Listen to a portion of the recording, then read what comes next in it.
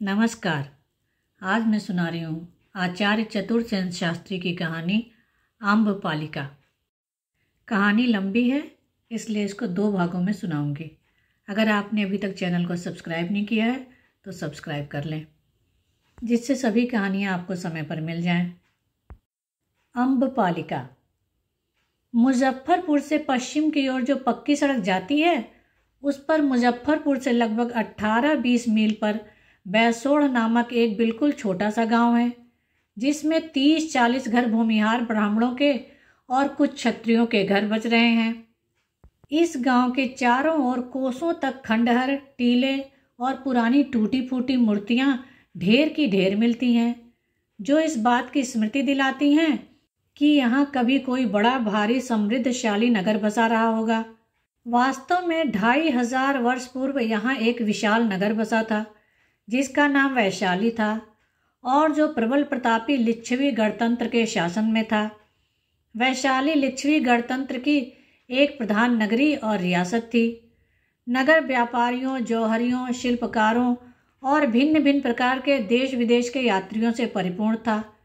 श्रेष्ठी चतवर नगर का प्रधान बाजार था, जहाँ जौहरियों और बड़े बड़े व्यापारियों की कोठियाँ थीं और जिनकी व्यापारिक शाखाएं समस्त उत्तर भारत में फैली हुई थीं। दुकानदार स्वच्छ परिधान धारण कर पान कुचरते, हंस हंस कर ग्राहकों से बातें करते।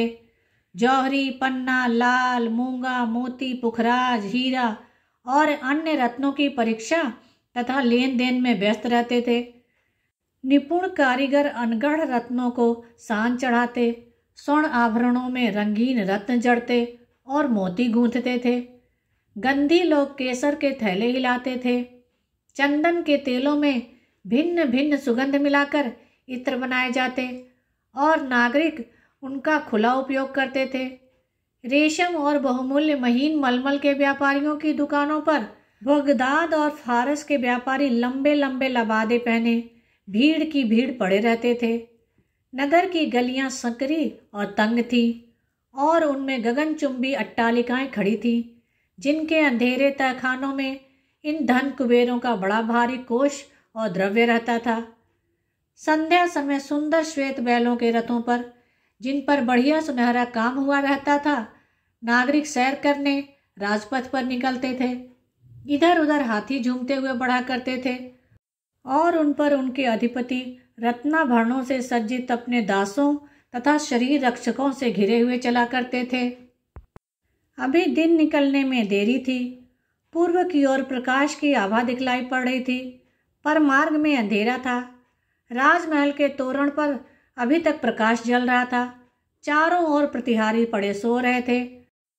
उनमें से केवल एक भाला टेक कर खड़ा नींद में झूम रहा था। तोरण के इधर उधर कई कुत्ते पड़े सो रहे थे। धीरे धीरे दिन का प्रकाश फैलने लगा। राजवर्गी इधर से उधर जाने लगे। प्रतिहार रक्षी सेना का एक नवीन दल तोरण पर आ पहुंचा। उनमें से एक दंडधर ने आगे बढ़कर भाले के सहारे खड़े खड़े ऊँघते मनुष्य को पुकार कर कहा, महानामन, सावधान हो और घर जाकर विश्राम करो। महानामन ने सजग होकर अपने दीर्घकाय का और भी विस्तार करके एक जोर की अंगड़ाई ली और यह कहकर कि तुम्हारा कल्याण हो, वह अपना भाला धरती पर टेकता हुआ तीसरे तोरण की ओर बढ़ गया। पश्चिम की ओर पुराना प्रासाद और राजमहल का उपवन था, जिसकी देखरेख महानामन के सुपुर्द थी। यहीं उसकी एक छोटी सी कुटिया थी, जहां वह अपनी प्रौढ़ा पत्नी के साथ 17 वर्ष से एक रस आंधी पानी सर्दी गर्मी में रहता था। वह नींद में झूमता हुआ ऊँघ रहा था। अब भी प्रभात का प्रकाश धुंधला था। उसने अपनी कुटी के पास एक कदली वृक्ष के नीचे आम्रकुंज में एक श्वेत वस्तु पड़ी रहने का भान किया। निकट जाकर देखा, एक नवजात शिशु स्वच्छ वस्त्रों में लिपटा अपना अंगूठा चूस रहा है। आश्चर्यचकित होकर महानामन ने शिशु को उठा लिया। देखा, कन्या है। उसने अपनी स्त्री को पुकारकर उसे वह कन्या देकर कहा, देखो, आज इस प्रकार अपने जीवन की पुरानी साध मिटी। वह कन्या उस दरिद्र लिच्छवी महानामन के उस दरिद्रावास में शशिकला की भांति बढ़ने लगी। उसका नाम रखा गया अम्बपालिका। वैशाली से उत्तर पश्चिम 25 कोस पर एक छोटे से गांव में एक किनारे पर एक साधारण घर था। उसके द्वार पर एक वृद्ध प्रातःकाल बैठा दातुन कर रहा था। पूर्व के द्वार पर पैर की आहट सुनकर उसने पीछे को देखा।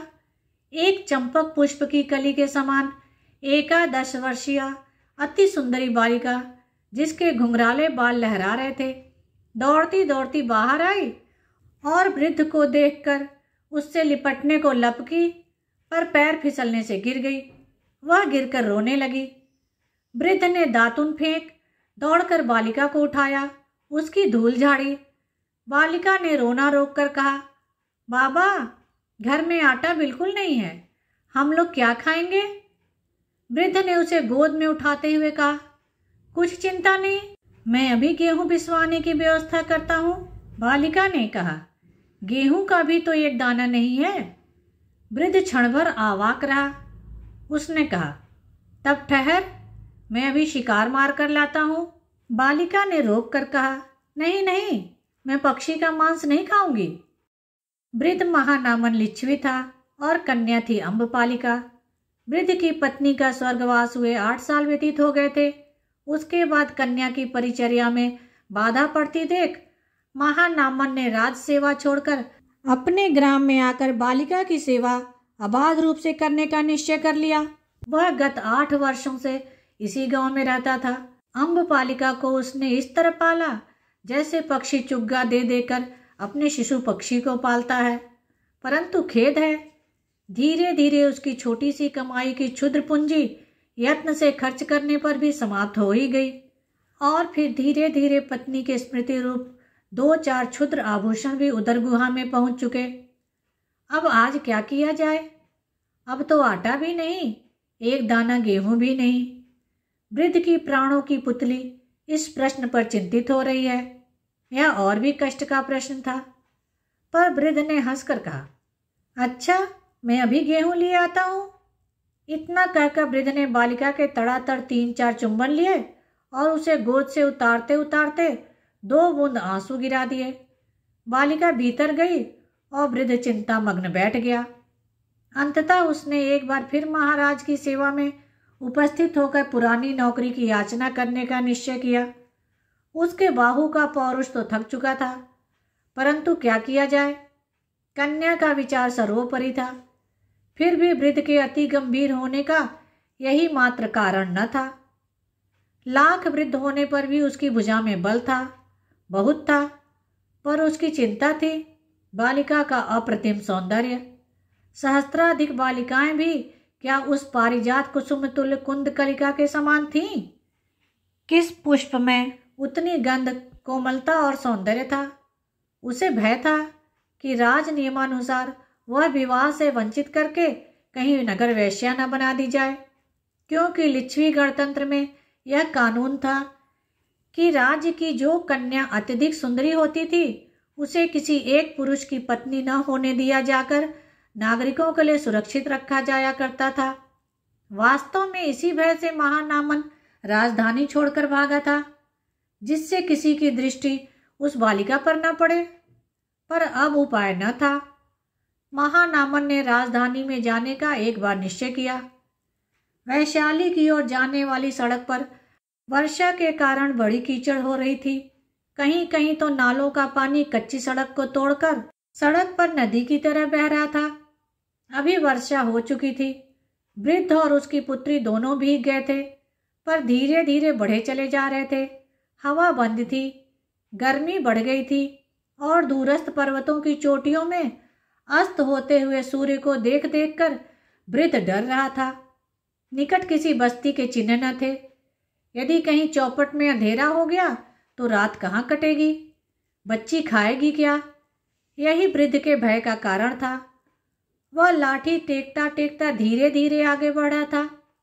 वह स्वयं थक गया था और बालिका तो क्षण क्षण में विश्राम की इच्छा प्रकट कर रही थी।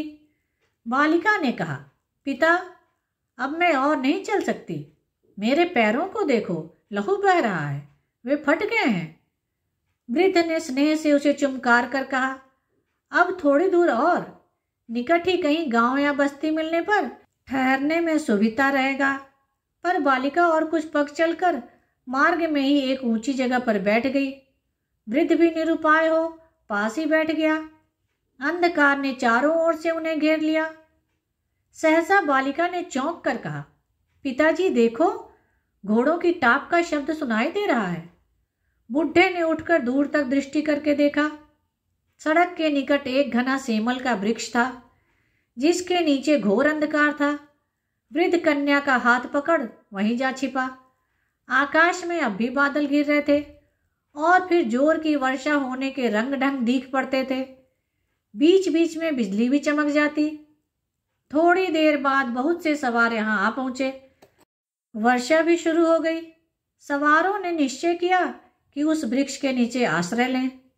वृद्ध भय से बालिका को छाती में छिपाए वृक्ष की जड़ से चिपक कर बैठ गया। सहसा बिजली की चमक में अश्वारोहियों ने वृक्ष के निकट मनुष्य मूर्ति को देखकर कहा, अरे वृक्ष के निकट यह कौन है? वृद्ध वहां से हटकर चुपचाप खेत में जाने लगा। तत्क्षण एक बर्छा आकर उसकी छाती को विदीर्ण कर गया। वृद्ध एक चित्कार करके धरती पर गिर पड़ा। बालिका जोर से चिल्ला उठी। अश्वारोही दल ने निकट जाकर देखा। मृत पुरुष वृद्ध और निशस्त्र है। पर कन्या को देखते ही वर्षा फेंकने वाले सवार ने कहा, वाह, बूढ़े को मारकर रत्न मिला, इसमें किसी का साझा नहीं है। बालिका भय और शोक से चिल्ला उठी। अश्वारोही ने उसकी परवाह न करके उसे घोड़े पर रख लिया और वे आगे बढ़े।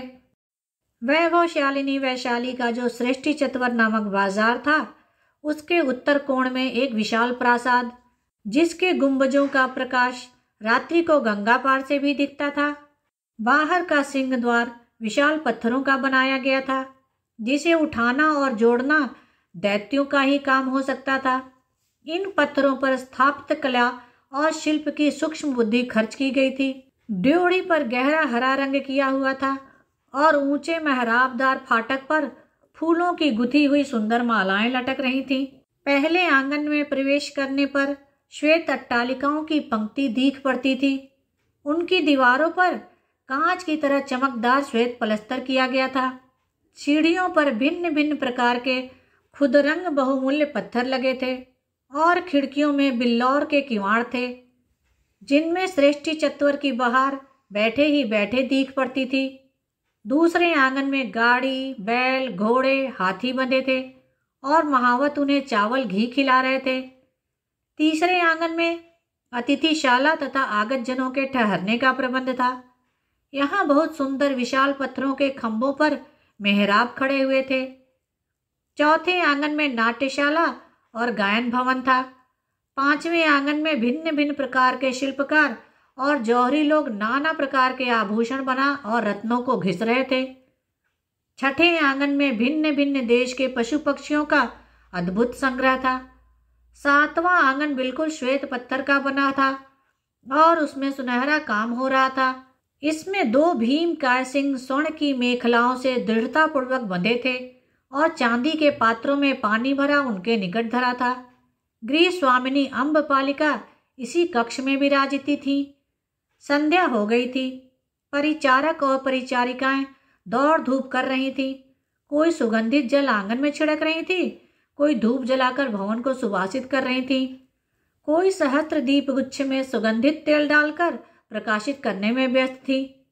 बहुत से माली तोरण और आलिंद पर ताजे पुष्पों के गुलदस्ते और मालाओं को सजा रहे थे।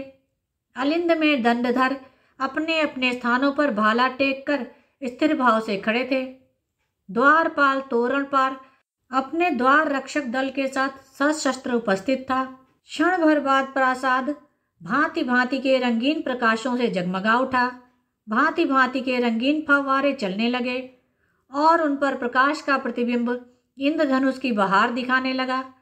धीरे धीरे प्रतिष्ठित नागरिक कोई पालकी में, कोई रथ पर और कोई हाथी पर चढ़कर प्रथम तोरण पार कर आने लगे। परिचारक गण दौड़ दौड़ कर अतिथियों को सादर उतार कर भीतर अलिंद में पहुंचाने और उनकी सवारियों की व्यवस्था करने लगे। हाथी, घोड़े, रथ, पालकी आदि वाहनों का तांता लग गया। उनकी भीड़ से बाहर का विशाल प्रांगण भर गया। 7वें तोरण के भीतर श्वेत पत्थर के एक विशाल सभा भवन में अम्बपालिका नागरिक युवकों की अभ्यर्थना कर रही थी। वह भवन एक टुकड़े के 64 हरे रंग के पत्थर के खंभों पर निर्मित हुआ था और इस पर रंगीन रत्नों को जड़कर फूल, पत्ती, पक्षी तथा वन के दृश्य बनाए गए थे। छत पर स्वर्ण का पत्थर मढ़ा था, जहां पर बारीक खुदाई और रंगीन मीना का काम हो रहा था। इस विशाल भवन में दुग्ध फेन के समान उज्जवल वर्ण का अति मुलायम और बहुमूल्य बिछावन बिछा था।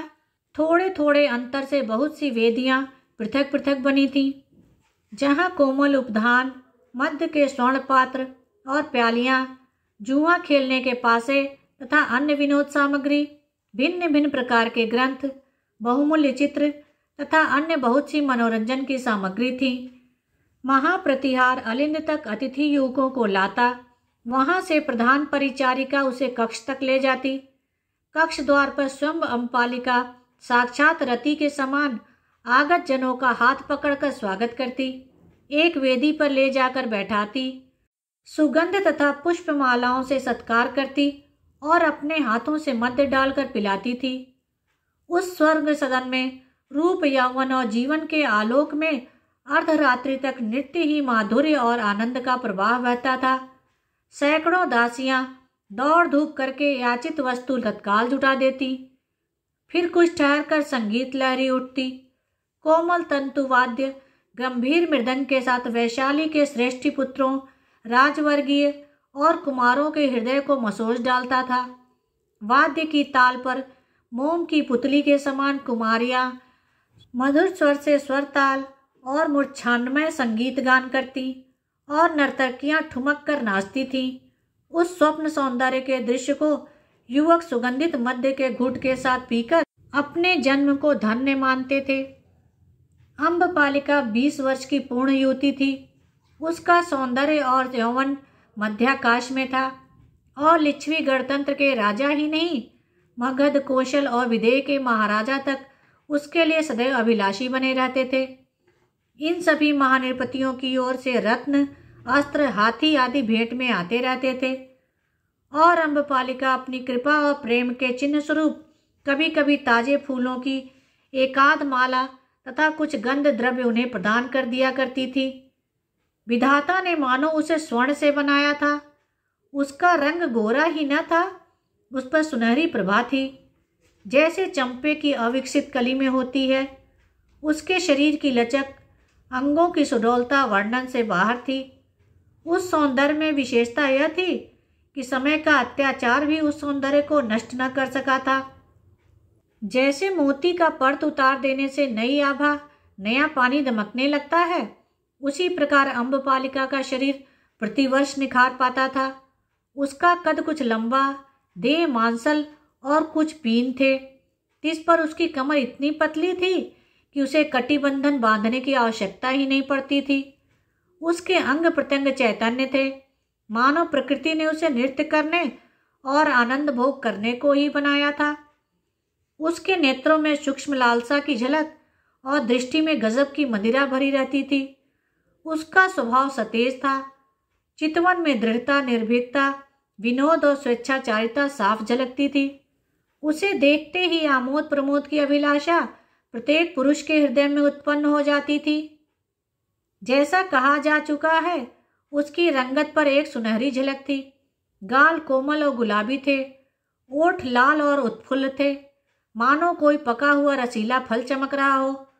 उसके दांत हीरे की तरह स्वच्छ, चमकदार और अनार की पंक्ति की तरह सुडौल, कूच पीन तथा अनीदार थे। नाक पतली, गर्दन हंस जैसी, कंधे सुडौल, बाहु मृणाल जैसी थी। सिर के बाल काले, लंबे, घुंघराले तथा रेशम से भी मुलायम थे। आंखें काली और कटीली, अंगुलियां पतली और मुलायम थी। उन पर उसके गुलाबी नाखूनों की बड़ी बहार थी। पैर छोटे और सुंदर थे। जब वह ठसक के साथ उठकर खड़ी हो जाती तो लोग उसे एकटक देखते रह जाते थे। उसकी भुजाओं और देह का पूर्व भाग सदा खुला रहता था। वैशाली में बड़ी भारी बेचैनी फैल गई। अश्वारोही दल के दल नगर के तोरण से होकर नगर के बाहर निकल रहे थे। प्रतिहार लोग और किसी को न बाहर निकलने देते थे न भीतर घुसने देते थे। तोरण के इधर उधर बहुत से नागरिक सेना का यह अकस्मात प्रस्थान देख रहे थे। एक पुरुष ने पूछा, क्यों भाई, जानते हो यह सेना कहाँ जा रही है? उसने कहा, ना, यह कोई नहीं जानता। अश्वारोही दल निकल गया। पीछे कई सेना नायक धीरे धीरे परामर्श करते चले गए। क्षण भर में संवाद फैल गया। मगध के प्रतापी सम्राट शिशु नागवंशी बिंबिसार ने वैशाली पर चढ़ाई की। गंगा के दक्षिण छोर पर दुर्जय मगध सेना दृष्टि के इस छोर से उस छोर तक फैली हुई थी। इस सेना में 10,000 हाथी, 50,000 अश्वारोही और 5 लाख पैदल थे। वैशाली के लिच्छवी गणतंत्र का प्रताप भी साधारण न था। गंगा के उत्तर कोण पर देखते देखते सैन्य समूह एकत्रित हो गया। लिच्छवियों के पास 8,000 हाथी, 1 लाख अश्वारोही और 6 लाख पैदल थे। 3 दिन तक दोनों दल आमने सामने डटे रहे। तीसरे दिन लिच्छवी लोगों ने देखा उस पार डेरों की संख्या कम हो गई है। निपुण सहस्त्रों सैनिक घाट से पार आने की तैयारी कर रहे हैं। यह समझने में देर न लगी। दोपहर होते होते मगध सेना गंगा पार करने लगी। लिच्छवी सेना चुपचाप खड़ी रही। ज्यों ही कुछ सेना ने भूमि पर पांव रखा, त्यों ही वैशाली की सेना जय जयकार करते बढ़ चली, मानो सहस्त्र उल्कापात हुए हों। मेघ संघर्षण की तरह घोर गर्जना करके दोनों सेनाएं भिड़ गईं। मगध सेना की गति रुक गई। वाण, वर्छे और तलवारों की प्रलय मच गई। उस दिन दिन भर संग्राम रहा। सूर्यास्त देख दोनों सेनाएं पीछे को फिरी। 2 मास से नगर का घेरा जारी है। बीच बीच में युद्ध हो जाता है। कोई पक्ष निर्बल नहीं होता। नगर की 3 दिशाएं मगध शिविर से घिरी हैं। बीच में जो सबसे बड़ा डेरा है, उसके ऊपर सोने का गरुड़ ध्वज अस्त होते सूर्य की किरणों से अग्नि की तरह दमक रहा है। उसके आगे एक स्वर्ण पीठ पर गौरवर्ण सम्राट विराजमान है। निकट 1-2 विश्वासी पार्षद हैं। सम्राट अति सुंदर, बलिष्ठ और गंभीर मूर्ति हैं। नेत्रों में तेज और स्नेह, दृष्टि में वीरत्व और औदार्य तथा प्रतिभा में अदम्य तेज प्रकट हो रहा है। सम्राट आधे लेटे हुए कुछ मंत्रणा कर रहे हैं। एक कर्णिक नीचे बैठा उनके आदेशानुसार लिखता जाता है। एक दंडधर ने आगे बढ़कर पुकार कर कहा, महानायक युवराज भट्टारक पादीय गोपाल देव तोरण पर उपस्थित हैं। सम्राट ने चौंक कर उधर देखा और भीतर बुलाने का संकेत किया। साथ ही कर्णिक और मंत्री को विदा किया। गोपाल देव ने तलवार म्यान से खींच शीश से लगाई और फिर विनय निवेदन किया, महाराज की आज्ञानुसार सब व्यवस्था ठीक है। देवश्री पधारने का कष्ट करें। सम्राट के नेत्रों में उत्फुल्लता उत्पन्न हुई। वे उठकर वस्त्र पहनने के लिए पट मंडप में घुस गए। वैशाली के राजपथ जन शून्य थे। 2 प्रहर रात्रि जा चुकी थी। युद्ध के आतंक ने नगर के उल्लास को मूर्छित कर दिया था। कहीं कहीं प्रहरी खड़े उस अंधकारमय रात्रि में भयानक भूत से प्रतीत होते थे। धीरे धीरे 2 मनुष्य मूर्तियां अंधकार का भेदन करती हुई वैशाली के गुप्त द्वार के निकट पहुंची। एक ने द्वार पर आघात किया। भीतर प्रश्न हुआ, संकेत। मनुष्यमय मूर्ति ने कहा, अभिनय। हल्की चित्कार करके द्वार खुल गया। दोनों मूर्तियां भीतर घुसकर राजपथ छोड़ अंधेरी गलियों की अट्टालिकाओं की परछाई में छिपती छिपती आगे बढ़ने लगी। एक स्थान पर प्रहरी ने बाधा देकर पूछा, कौन? एक व्यक्ति ने कहा, आगे बढ़कर देखो। प्रहरी निकट आया। हठात दूसरे व्यक्ति ने उसका सिर धड़ से जुदा कर दिया। दोनों फिर आगे बढ़े। अम्बपालिका के द्वार पर अंततः उनकी यात्रा समाप्त हुई। द्वार पर एक प्रतिहारी मानो उनकी प्रतीक्षा कर रहा था। संकेत करते ही उसने द्वार खोल दिया और आगंतुक गण को भीतर लेकर द्वार बंद कर लिया। आज इस विशाल राजमहल सदृश भवन में सन्नाटा था। न रंग बिरंगी रोशनी, न फव्वारे, न दास दासी गणों की दौड़ धूप। दोनों व्यक्ति चुपचाप प्रतिहार के साथ जा रहे थे। 7वें आलिंद को पार करने पर देखा एक और मूर्ति एक खंबे के सामने खड़ी है। उसने आगे बढ़कर कहा, इधर से पधारिए श्रीमान। प्रतिहार वहीं रुक गया। नवीन व्यक्ति स्त्री थी और वह सर्वांग काले वस्त्र से ढांपे हुए थी। दोनों आगंतुक कई प्रांगण और अलिंद पार करके कुछ सीढ़ियां उतरकर एक छोटे से द्वार पर पहुंचे जो चांदी का था और जिस पर अतिशय मनोहर जाली का काम हो रहा था और उसी जाली से छन छन कर रंगीन प्रकाश बाहर पड़ रहा था। द्वार खोलते ही देखा एक बहुत बड़ा कक्ष भिन्न भिन्न प्रकार के सुख सुविधाओं से परिपूर्ण था। यद्यपि उतना बड़ा नहीं जहां नागरिक जनों का प्रायः स्वागत होता था, परंतु सजावट की दृष्टि से इस कक्ष के सम्मुख उसकी गणना नहीं हो सकती थी। यह समस्त भवन श्वेत और काले पत्थरों से बना हुआ था और सर्वत्र ही सुनहरी पच्चीकारी का काम हो रहा था। उसमें बड़े बड़े बिल्लौर के अठपहलू अमूल्य खंबे लगे थे जिसमें मनुष्य का हूबहू प्रतिबिंब सहस्त्रों की संख्या में दिखता था। बड़े बड़े और भिन्न भिन्न भावपूर्ण चित्र टंगे थे। सहस्त्र दीप गुच्छों में सुगंधित तेल जल रहा था। समस्त कक्ष भीनी सुगंध से महक रहा था। धरती पर एक महामूल्यवान रंगीन बिछावन था जिस पर पैर पड़ते ही हाथ भर धंस जाता था। बीचों बीच एक विचित्र आकृति की 16 पहलू सोने की चौकी पड़ी हुई थी जिस पर मोर पंख के खंभों पर मोतियों की झालर लगा एक चंदोवा तन रहा था और पीछे रंगीन रेशम के पर्दे लटक रहे थे जिसमें ताजे पुष्पों का श्रृंगार बड़ी सुघड़ाई से किया गया था। निकट ही एक छोटी सी रत्न जटित तिपाई पर मध्य पात्र और पन्ने का बड़ा सा पात्र धरा हुआ था। हठात सामने का पर्दा उठा और उसमें वह रूप राशि प्रकट हुई जिसके बिना अलिंद शून्य हो रहा था। उसे देखते ही आगंतुक गण में से एक तो धीरे धीरे पीछे हटकर कक्ष से बाहर हो गया। दूसरा व्यक्ति स्तंभित सा खड़ा रहा। अम्बपालिका आगे बढ़ी। वह बहुत महीन श्वेत रेशम की पोशाक पहने हुए थी। वह इतनी बारीक थी कि उसके आर पार साफ दिख पड़ता था। उसमें से छनकर उसके सुनहरे शरीर की रंगत अपूर्व छटा दिखा रही थी, पर यह कमर तक ही था। वह चोली या कोई दूसरा वस्त्र नहीं पहने थी, इसलिए उसकी कमर के ऊपर के अंग प्रत्यंग साफ दिख पड़ते थे।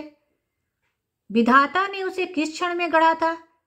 हमारी तो यह धारणा है कि कोई चित्रकार न तो वैसा चित्र ही अंकित कर सकता था और न कोई मूर्तिकार वैसी मूर्ति ही बना सकता था। उस भुवन मोहिनी की छटा आगंतुक के हृदय को छेद कर पार हो गई। गहरे काले रंग के बाल उसके उज्ज्वल और स्निग्ध कंधों पर लहरा रहे थे। स्फटिक के समान चिकने मस्तक पर मोतियों का गुथा हुआ आभूषण अपूर्व शोभा दिखला रहा था। उसकी काली और कटीली आंखें, तोते के समान नुकीली नाक, बिंब फल जैसे अधर ओष्ठ और अनारदाने के समान उज्ज्वल दांत, गोरा और गोल चिबुक बिना ही श्रृंगार के अनुराग और आनंद बिखेर रहा था। अब से 2500 वर्ष पूर्व की यह वैशाली की नगर वेश्या ऐसी ही थी। मोती की कोर लगी हुई सुंदर ओढ़नी पीछे की ओर लटक रही थी और इसलिए उसका उन्मत्त कर देने वाला मुख साफ देखा जा सकता था। वह अपनी पतली कमर में एक ढीला सा बहुमूल्य रंगीन शॉल लपेटे हुए थी। हंस के समान उज्ज्वल गर्दन में अंगूर के बराबर मोतियों की माला लटक रही थी और गोरी गोरी गोल कलाइयों में नीलम की पहुंची पड़ी हुई थी। उस मकड़ी के जाले के समान बारीक उज्ज्वल परिधान के नीचे सुनहरे तारों की बुनावट का एक अद्भुत घाघरा था जो उस प्रकाश में बिजली की तरह चमक रहा था। पैरों में छोटी छोटी लाल रंग की उपानत थी जो सुनहरे फीते से कस रही थी। उस समय कक्ष में गुलाबी रंग का प्रकाश हो रहा था। उस प्रकाश में अम्बपालिका का मानो पर्दा चीरकर इस रंग रूप में प्रकट होना आगंतुक व्यक्ति को मूर्तिमती मदिरा का अवतरण सा प्रतीत हुआ। वह अभी तक स्तब्ध खड़ा था।